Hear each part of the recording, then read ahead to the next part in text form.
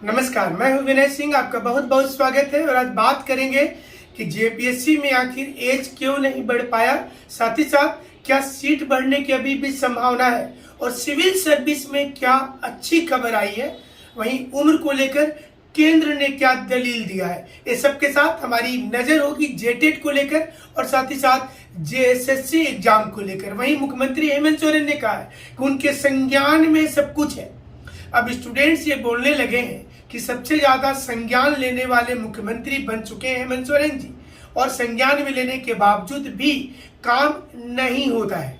वहीं दूसरी ओर पंचायत सचिव के अभ्यर्थी सुप्रीम कोर्ट चले गए हैं, और वो सारे अभ्यर्थी अब ये उम्मीद लगाकर बैठे हैं कि 7 अप्रैल को जो सुनवाई होगी उसमें कड़ा निर्देश हाईकोर्ट के द्वारा जैसे दिया गया था उसी प्रकार से सुप्रीम कोर्ट देगी राज्य सरकार को, और पंचायत सचिव की नियुक्ति बच जाएगी।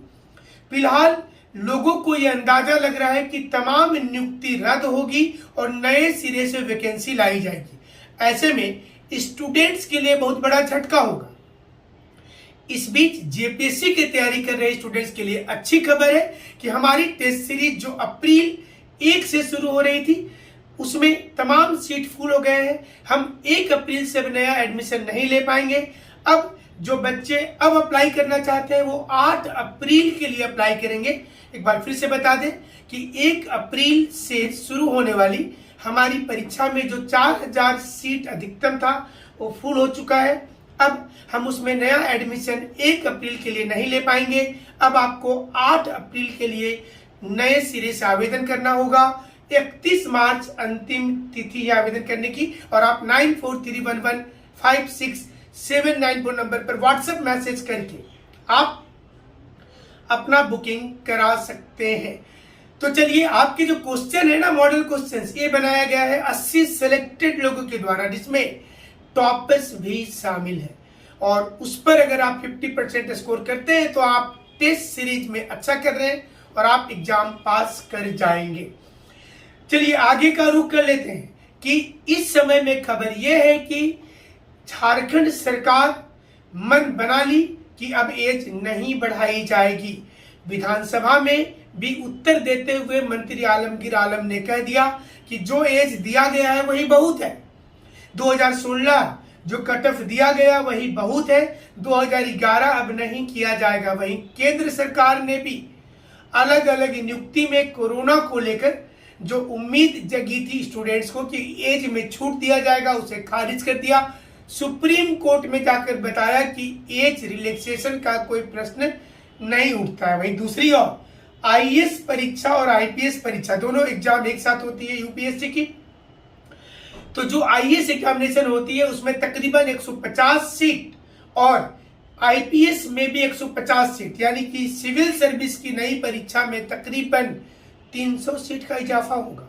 अगर 800 से 900 वैकेंसी अमूमन आता था तो वह बढ़ करके 1200 हो जाएगा। सरकार ने कहा है कि उनको प्रशासनिक व्यवस्था को दुरुस्त करने के लिए प्रशासनिक अधिकारी की जरूरत है। वहीं लगभग प्रत्येक शहर में एक senior superintendent of police SSP की पोस्ट क्रिएट हो जाने के बाद आईपीएस की डिमांड भी बढ़ गई है।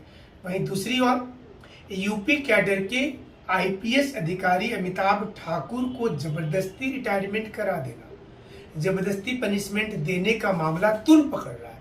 झारखंड के आईएएस अधिकारी एवं अमिताभ ठाकुर के भाई अविनाश कुमार ने कविता लिखकर इस दर्द को साझा किया है। अमिताभ ठाकुर ने सवाल पूछा था कि कोई अपराधी अगर मंत्री बन जाता है तो क्या उस अपराधी को पुलिस ऑफिसर सलामी ठोकेंगे? सवाल सही है या गलत है आप कमेंट कीजिएगा, लेकिन उनके ऊपर में एक्शन हुआ और इसे प्रोटोकॉल का उल्लंघन माना गया। चलिए आगे बढ़ जाते हैं। जेपीएससी को लेकर बात कर रहे थे कि जेपीएससी में एज नहीं बढ़ना लगभग तय हो गया है। 2 मई को परीक्षा होगी, ये भी लगभग तय हो गया है। ऐसे में आप अपनी तैयारी का आकलन करते रहिए। इस 1 महीने की अवधि में लगातार कम से कम 8 से 10 घंटे की स्टडी कीजिए, और बहुत ज्यादा सर्च मत कीजिए यूट्यूब, फेसबुक और बाकी चीजों को। आप पूरी फोकस कर दीजिए पुस्तक में। जो किताब को पढ़ रहे हैं उसी को बार बार पढ़िए, न कि एक ही चीज के लिए 10 किताब पढ़िए तो समय नहीं है आपके पास, कंफ्यूजन आपको होगा। जितना टू दी पॉइंट रहेंगे उतना ज्यादा फायदा होगा आपका। जेटेट नियमावली बनाने को लेकर कमेटी अभी तक रिपोर्ट नहीं सौंपी है। जेटेट नियमावली में आगे क्या होगा ये बोलना मुश्किल नजर आ रहा है। तो जेटेट को लेकर जो बच्चे तैयारी कर रहे हैं उनकी इंतजार लंबी हो रही है और ये अब अक्टूबर नवंबर से पहले होने के कोई आसार नजर नहीं आ रहे।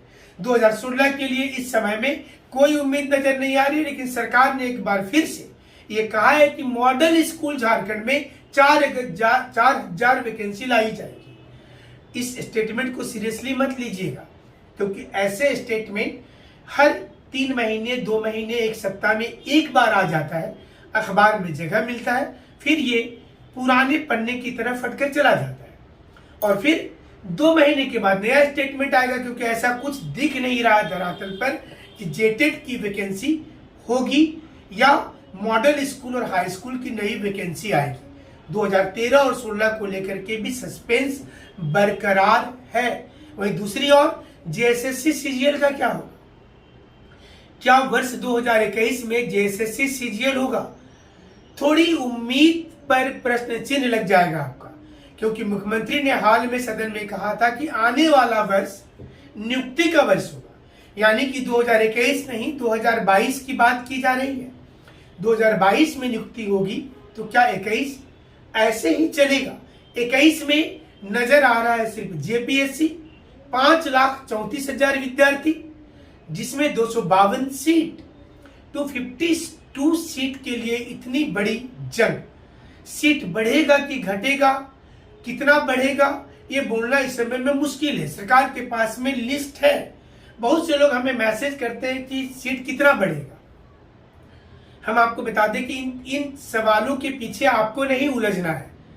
सीट बढ़े या नहीं बढ़े, अगर आपकी तैयारी अच्छी है तो आपका सिलेक्शन होगा। सीट अगर 4,000 भी हो जाते हैं और आपकी तैयारी अच्छी नहीं है तो सिलेक्शन नहीं होगा। इसलिए इन सवालों से अलग हटकर आप सीधा फोकस कीजिए तैयारी पर। करेंट इवेंट को जानना चाहते हैं तो vinayIASacademy.com का टेलीग्राम चैनल ज्वाइन कर लीजिए। इससे आपकी करेंट इवेंट की तैयारी चलती रहेगी।